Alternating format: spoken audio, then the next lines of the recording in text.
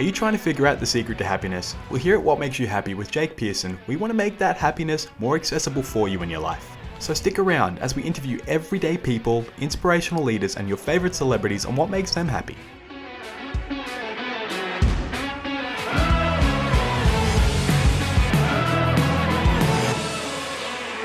Welcome back to the podcast where we ask the question, what makes you happy? My name is Jake Pearson, and today we have with us a sober coach, Janet Hadley from Leeds, United Kingdom. Janet, how are you? I'm very, very well and happy. Thank you, Jake. Fantastic. Well, let's wrap up the podcast right there and then. Thank you for coming on the show today. We're going to discuss all things that kind of make you happy. And we had a little bit of a chat off screen just before we jumped on here, but really, let's get into it. What does make you happy, Janet? Oh, one of the things that makes me happiest is helping people to reset their relationship with alcohol and seeing the difference that it makes to people.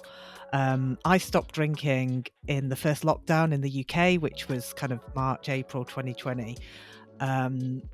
It was a great time to do it because in lots of ways I didn't have to kind of go out and socialize or tell anybody.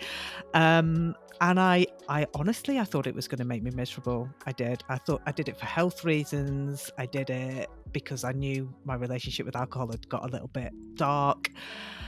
And I thought I had to do it. And I could not believe how much happier it made me.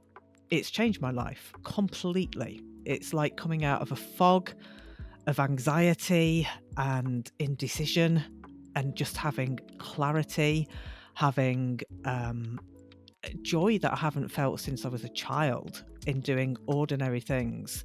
I was so shocked at how much alcohol had been stealing my joy that I've become a sober coach and I've working towards doing that as a full-time job, and I've really changed my whole life. That's amazing. And I love that you've gone from having that own very tough life experience to wanting to put yourself in a position to help others. Has that been something you've always done for people? Have you always been that person for other people in their lives where you've put yourself there to help them? I'm always like a little bit of a mother hen in our team at work, where people come to me for advice, and I do help people. I enjoy helping people, but I think in my personal life I've not really pursued doing that as much as I would have liked to. I think I've prioritized kind of earning money and chasing material things for too long in my life, which is actually makes me feel a little bit sad when I think about it.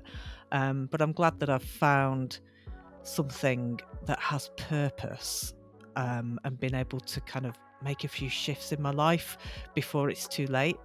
I've been reading a great book called The 5 Regrets of the Dying by Bronnie Wares, I think she's called.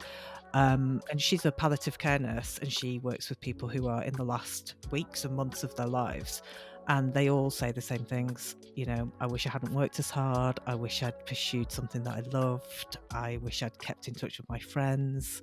I wish I hadn't cared so much about money. And it's very affirming to read that and think, yeah, I'm on the right track doing my sober coaching. Do you think that would tie into the advice you give our listeners here today about their own happiness? Yeah, I think sometimes alcohol can be a bit of an elephant in the well-being room. So I would definitely say, if you are really struggling to find happiness, don't think I'm saying that you have to stop drinking alcohol forever, because that's perhaps quite terrifying and you won't want to do it.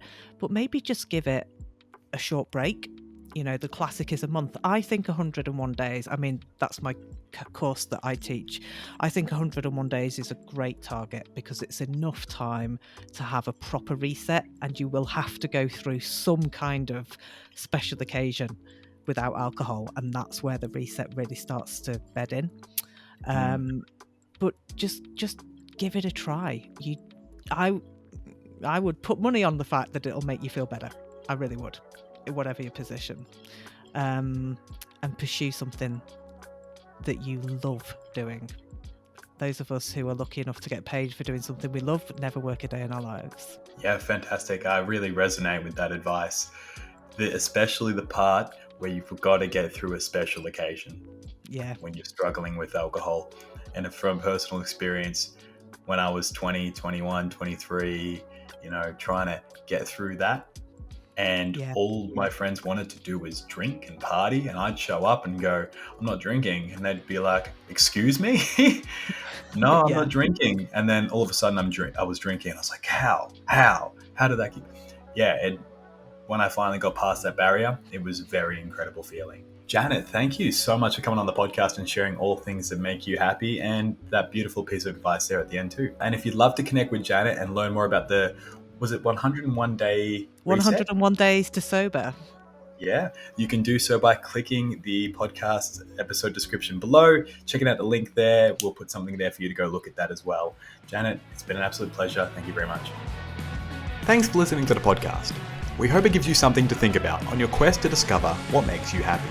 Don't forget to leave a review or a comment, and follow us on all our social media platforms so you can see our upcoming guest calendar. Thanks for listening. We'll see you next time.